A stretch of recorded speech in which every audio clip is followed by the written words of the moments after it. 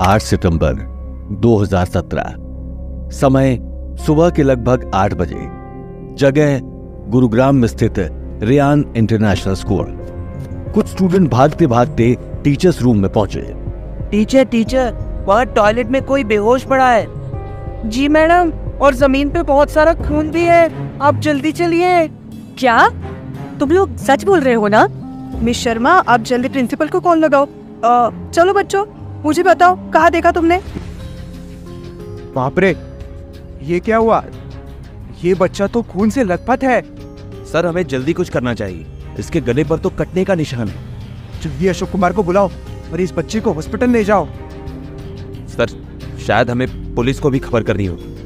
हाँ, मैं अभी कॉल लगाता हूँ। उस खून से लथपथ बच्चे का नाम प्रद्युम्न ठाकुर था और उसकी उम्र लगभग 6-7 साल थी। आखिर उस मासूम 6-7 साल के बच्चे को इतनी बेरहमी से किसने मारा था? उस छोटे बच्चे की किसी से क्या दुश्मनी हो सकती थी? आखिर क्या मकसद था उस मासूम से बच्चे की हत्या करने का?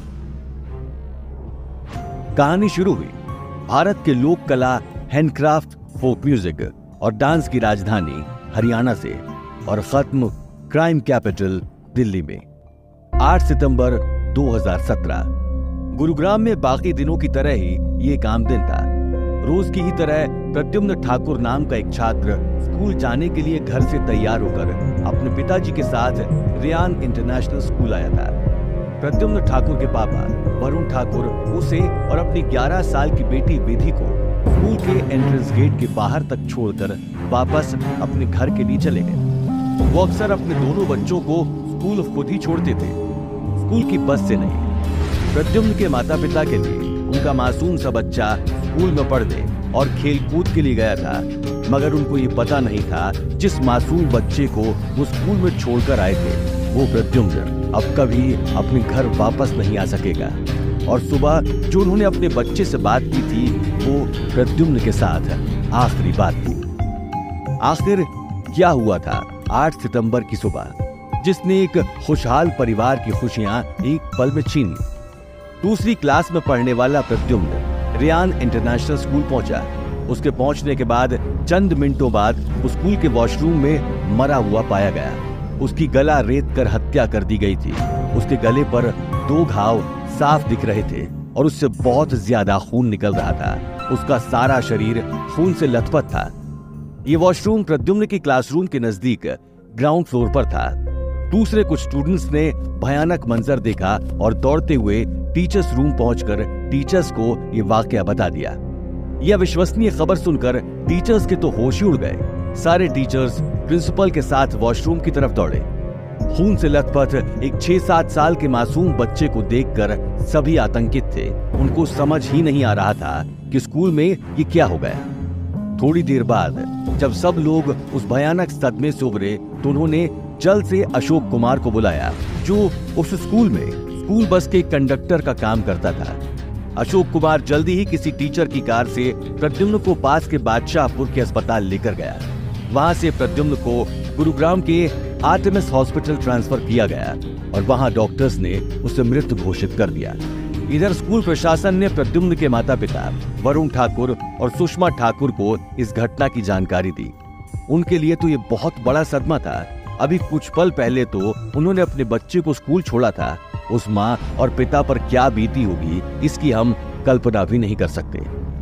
हरियाणा राज्य पुलिस को इस घटना की जानकारी मिली और वो लगभग 11:30 बजे घटना स्थल पर पहुंचे और उन्होंने मामले की तहकीकात शुरू कर दी। जिस चाकू से प्रद्युम्न का बेरहमी से कत्ल किया गया था वो हथियार उन्होंने अपनी हिरासत में लिया। इसी के साथ फॉरेंसिक एक्सपर्ट ने उस जगह की छानबीन करके कुछ एविडेंस हासिल किए जिसमें फिंगरप्रिंट्स भी मौजूद थे। क्राइम की जगह के पास होने वाला हॉलवे का सीसीटीवी फुटेज भी बरामद किया गया जिसमें प्रद्युम्न वॉशरूम के थोड़ा बाहर पड़ा हुआ और गले से खून निकलता हुआ साफ साफ दिख रहा था। पुलिस ने कुल 10 लोगों से पूछताछ की और हैरानी की बात है कि उन्होंने लगभग 12 बजे के करीब अशोक कुमार को गिरफ्तार किया। ये चौंका देने वाली बात थी। उन्होंने गिरफ्तारी का कारण ये भी बताया कि उसकी शर्ट पर खून के निशान थे। हालांकि ये निशान जब वो प्रद्युम्न को अस्पताल लेकर जा रहा था तब के थे। ताज्जुब की बात तो ये थी कि अशोक कुमार को प्रद्युम्न को अस्पताल लेकर जाते हुए कई लोगों ने मोबाइल से वीडियो निकाला था, लेकिन फिर भी पुलिस ने बस कंडक्टर अशोक कुमार को हिरासत में लिया। पुलिस ने यह भी कहा था कि वो चाकू जिससे हत्या हुई थी वो बस के टूल किट में से एक था। अशोक कुमार की गिरफ्तारी काफी संदेहजनक थी। लोगों को विश्वास ही नहीं हो रहा था। उस स्कूल में काम कर रहे माली हरपाल ने भी पुलिस से साफ कहा था कि मुख्य आरोपी अशोक कुमार को जब उसने सबसे पहले देखा तो उसके शर्ट पर कोई खून के धब्बे नहीं थे। साथ ही उसने पुलिस पर भी ज्यादती करने का आरोप लगाया। अशोक कुमार की गिरफ्तारी से लोग संदेह में थे और साथ ही प्रद्युम्न के माता पिता भी। प्रद्युम्न की मां ने यह बयान दिया था कि अशोक कुमार उनके बेटे का हत्यारा नहीं हो सकता और शायद हरियाणा पुलिस अशोक कुमार को फंसा रही है। सौरभ राघव उस बस का ड्राइवर था जिसमें अशोक कुमार बस कंडक्टर का काम करता था। उसने भी ये बताया कि हत्या वाला चाकू बस के टूल किट में से एक था। ये कहने के लिए पुलिस ने उसे प्रेशराइज किया था। अशोक कुमार आखिर तक निर्दोष होने का दावा करता रहा और पुलिस कस्टडी में हरियाणा पुलिस ने उसके साथ ज्यादती की ये आरोप भी लगाता रहा। प्रद्युम्न के माता पिता हरियाणा पुलिस की जांच से संतुष्ट नहीं थे। उन्होंने ये केस सीबीआई को देने की मांग रखी। एक 6-7 साल के बच्चे की स्कूल में हुई हत्या से सारा देश भी सदमे में था। स्कूल प्रशासन और हरियाणा पुलिस के प्रति जन आक्रोश बढ़ता जा रहा था। आखिरकार 15 सितंबर को सीएम मनोहर लाल खट्टर जी ने यह केस सीबीआई को सौंपा। सीबीआई ने इस मामले की नए तरीके से जांच शुरू कर दी। प्रद्युम्न के माता पिता ने भी सीबीआई अधिकारियों से दूसरे स्टूडेंट्स की जांच करने की याचना की, क्योंकि उनको भी कुछ खबरें आई थी कि कुछ बड़े स्टूडेंट्स छोटे बच्चों के सामने शराब पीते थे और स्कूल प्रशासन को ना बताने के लिए उन बच्चों को धमकियां भी देते थे। सीबीआई ने नए तरीके से फॉरेंसिक एक्सपर्ट से क्राइम की जगह की फिर से जांच करवाई और आश्चर्य की बात है कि उन्होंने वहां पर एक और चाकू बरामद किया। ये चाकू एक वॉशरूम के अंदर छुपाया गया था। उन्होंने सीसीटीवी फुटेज की भी बड़ी बारीकी से जांच की और कुछ और स्टूडेंट्स को सीसीटीवी फुटेज में मौजूद पाया। सेलफोन रिकॉर्डिंग और स्कूल प्रशासन की मदद से उन्होंने उन छात्रों को आइडेंटिफाई किया और उनसे पूछताछ शुरू कर दी।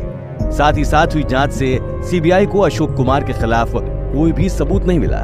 आखिरकार 7 नवंबर 2017 को सीबीआई ने 11वीं क्लास में पढ़ने वाले 16 साल के स्टूडेंट को गिरफ्तार किया।